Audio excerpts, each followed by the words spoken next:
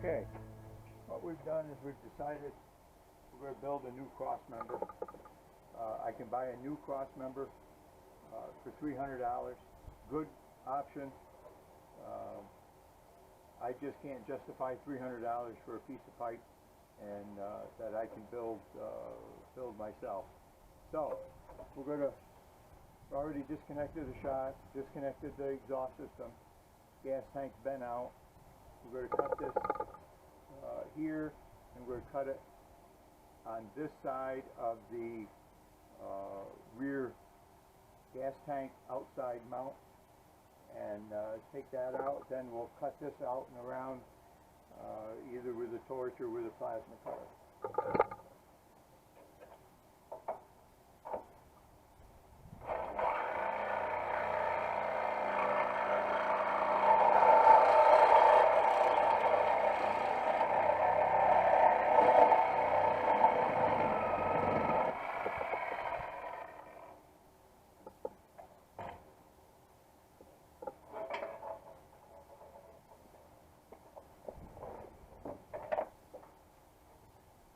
Before I cut it, I measured and wrote down the measurements from the outside to the frame of all these brackets. Whether I build new brackets or whether I cut these old brackets off and reuse them and weld them onto the new pipe has yet to be determined. But that's the first thing I did, is measured all of the brackets and wrote them down.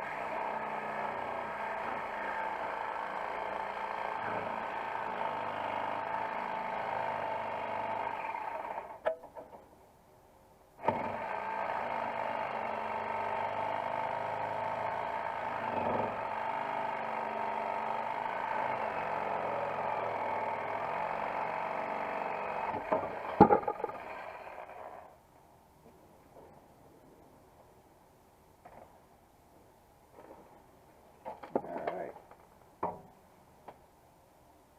so much for the old one.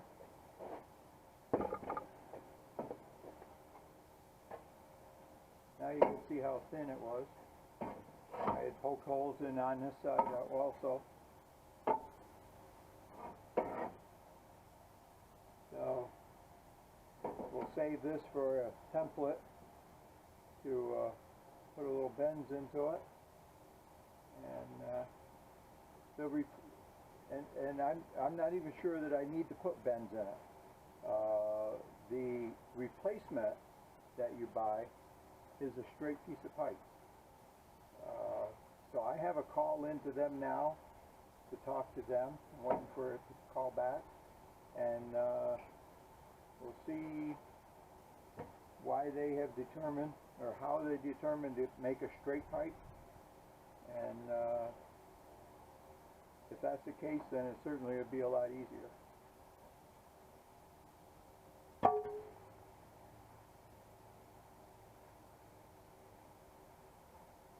We got this cut pretty flush on this side, and we'll continue to cut that out, and cut out the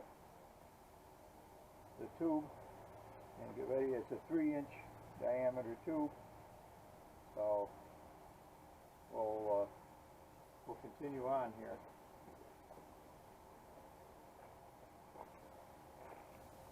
Alright, now I didn't bore you with the, after I cut that out, what I did is I ground this area here.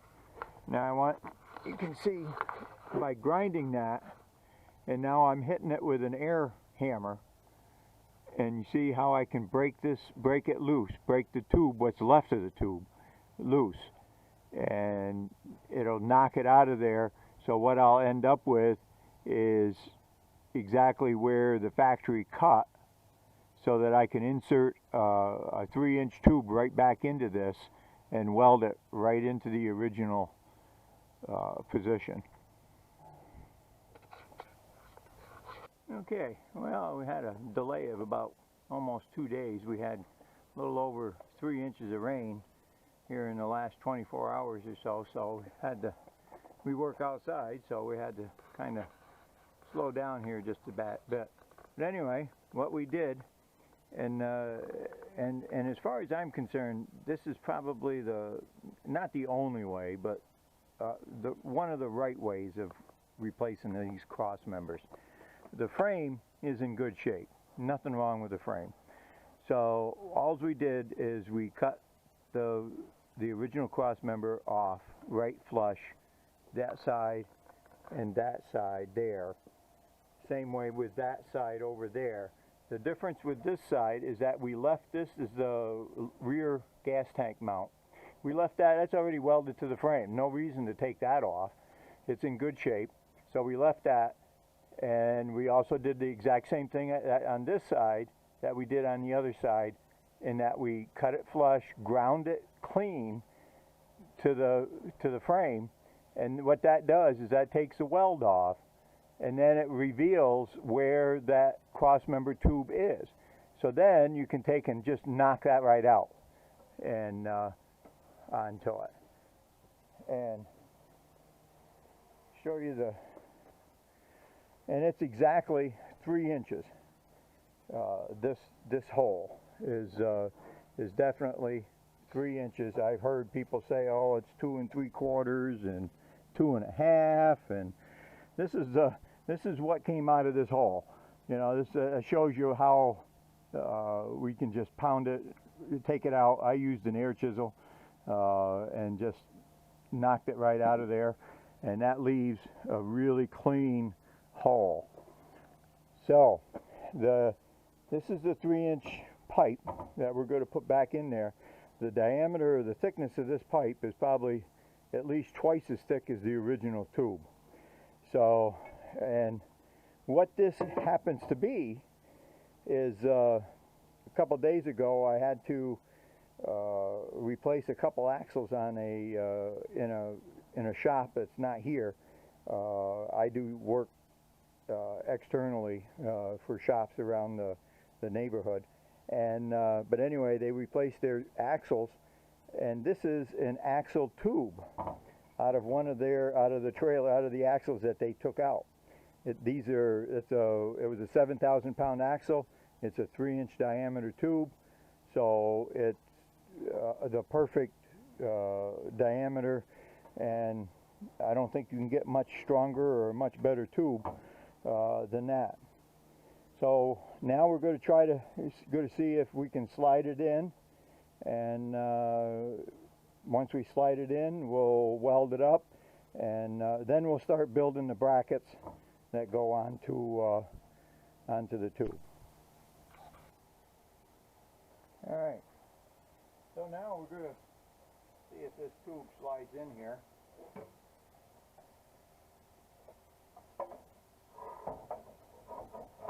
And really, when this job is done and painted, you'll never know that it was not an original job. And that's really what I'm looking for myself, is for a job that is that you can't tell, that it looks factory original. Any of the other ways of doing this, like I say, I've seen people bolt on things and use smaller diameter tubes and square tubing, you search the internet for crossmember replacement on a Chevy frame, and you'll come up with a million different ways of doing this. This here is going to be factory original, other than the fact that the tube is twice as thick as it was.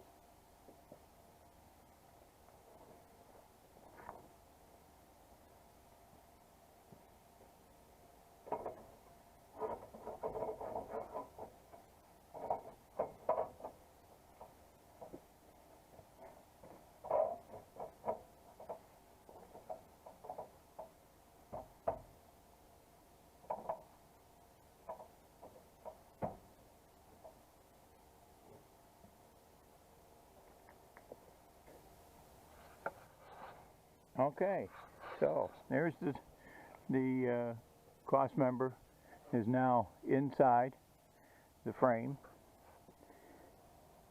So now we can weld it. You can see how close a fit it is to the original. So we'll weld it in all the spots and put our crossmember on for the exhaust and shock absorber.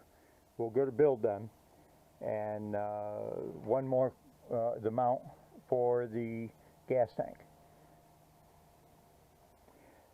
Now the original crossmember was curved, had a little hump into it. This is the original. As you can see, this is what it was. So you don't really necessarily need that hump. The fuel tank goes up, it does go up against this here, but the fuel tank has a step into it that follows this contour. The biggest thing that I'm going to lose is approximately a ½ inch where it's not going to set flush with this. It's going to set flush with here. So it's really not a big deal if I lose a quart of fuel to get out of my tank, because it's going to be settled towards the rear and not towards the front. I'm going to live with that. I'm not worried about it. So we'll duplicate these mounts and show you how we do that, and we'll go from there.